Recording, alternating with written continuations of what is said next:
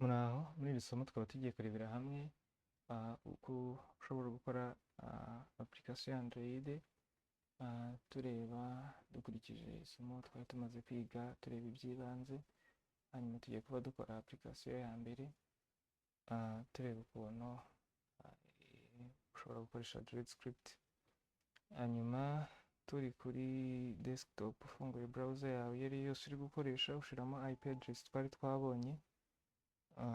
twabonye kuri Droidscript kuri navigation, ahantu hari akantu kameze nka wifi.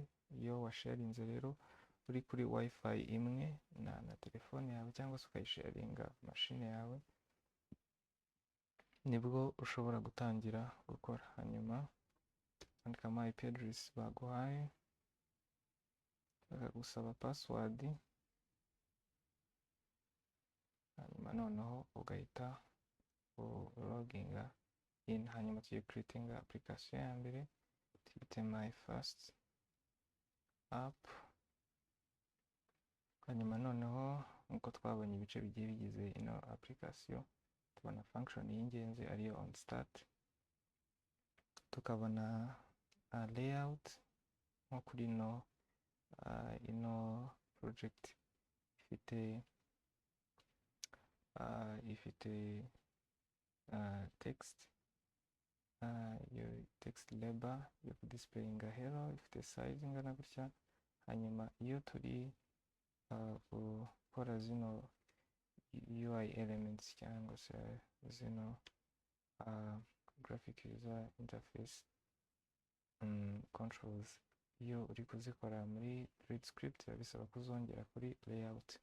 Hano ni ino layout ya mbere twakoze, hanyuma tukaza kuyadingaho hano.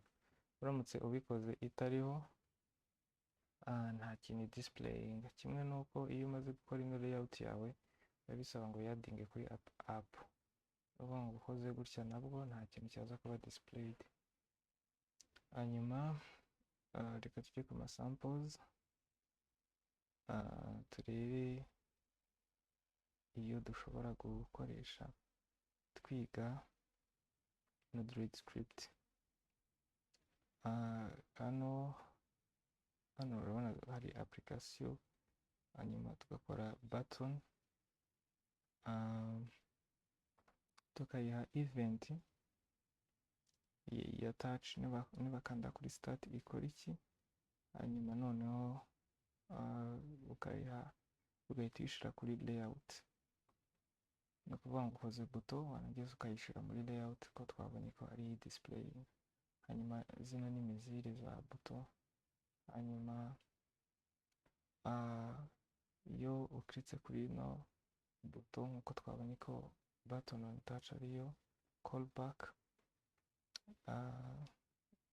ubwo ihita iraninga ibiri muri no function, hanyuma igashowinga progress bar, ariko turaza kuyibona iyo control ukuntu igenda loadinga.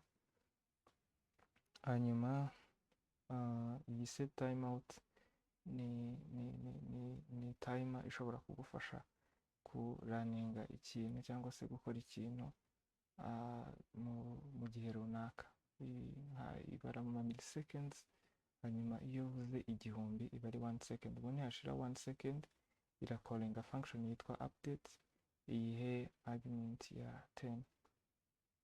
Hanyuma noneho ino update method nayo ishinzwe kugenda updatinga progress bar. Update progress bar ariyo twakoze hano twashowinze, bivuze ngo nihashira umunota umwe izahita igera ku 10.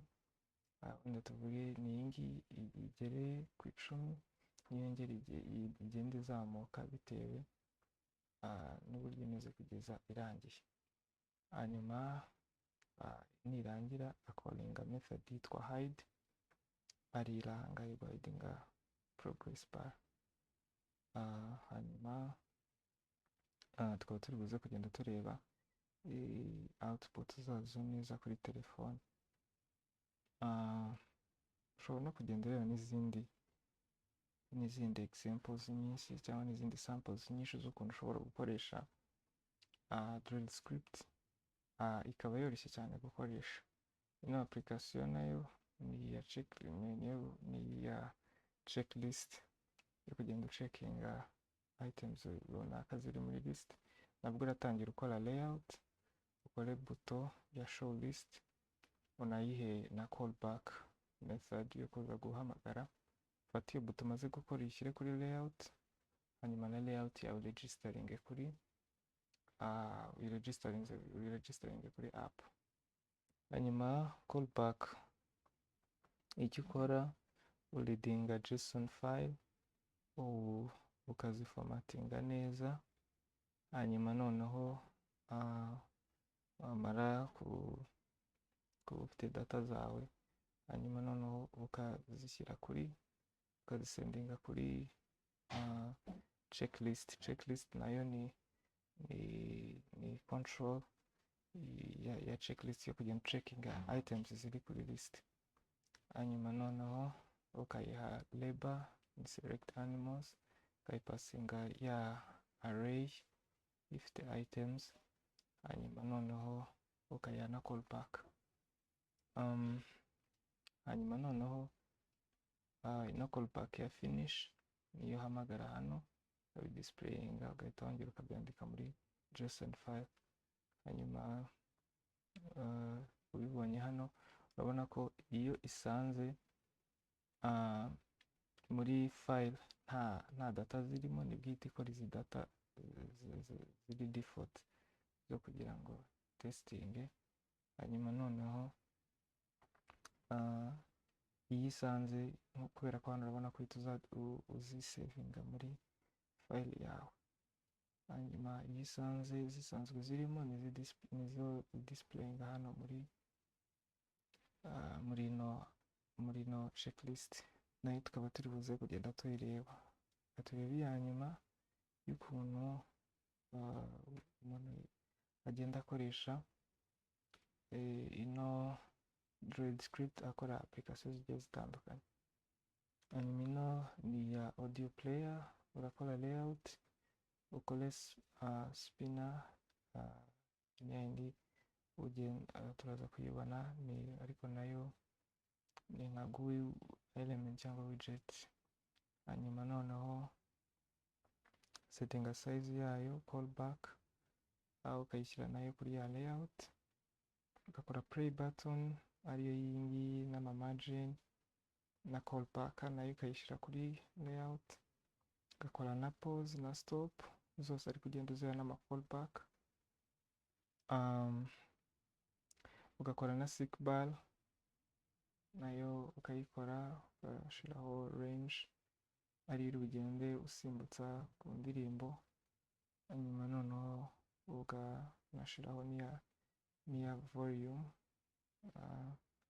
Hanyuma ugafata ya layout ukayishyira kuri app, ugakora media player. Biba byoroshye, ni umurongo umwe wa code gusa. Hanyuma iyo media player niba iri ready, ucalling ino function, nirangiza guplayinga nk'indirimbo on complete, calling ino function. Hanyuma ugahita ukoresha ino function kugira ngo listing folder cyangwa se usearching muri no folder ya music niba harimo ama mp3, hanyuma yasanga arimo ikayashyira kuri list, kuri ino spinner. Hanyuma noneho player ya media player twakoze tukayiha ya file. Hanyuma noneho tukanasetinga interval yo kugenda updatinga, yerekana ahantu indirimbo igiye igeze, kugira ngo iriya seek bar igende yiyongera. Izi ni za callback zigiye zitandukanye zo kugenda zihandoringa niba umuntu akanze play, niba umuntu akanze pause. Hakaba n'izindi callback za media player, niba indirimbo irangiye ikadisplayinga finished. Hanyuma n'izindi zo kugenda zisetinga indirimbo mu gihe uselectinze ikagenda iyisetinga. Urebye twari turimo turarebera hamwe ushobora gukora application ya Android ukoresheje Droidscript biroroshye, ntabwo bigoranye, cyane cyane ko amasamples aba ahari menshi, hari na documentation. Nk'urugero ugiye kureba nk'ama controls, ukareba ziriya twari turimo tureba za sick bar, haba hagiye hari ingero nyinshi, hagiye hari n'ama reference n'ama method yose ushobora gukoresha. Murakoze gukurikirana iri somo.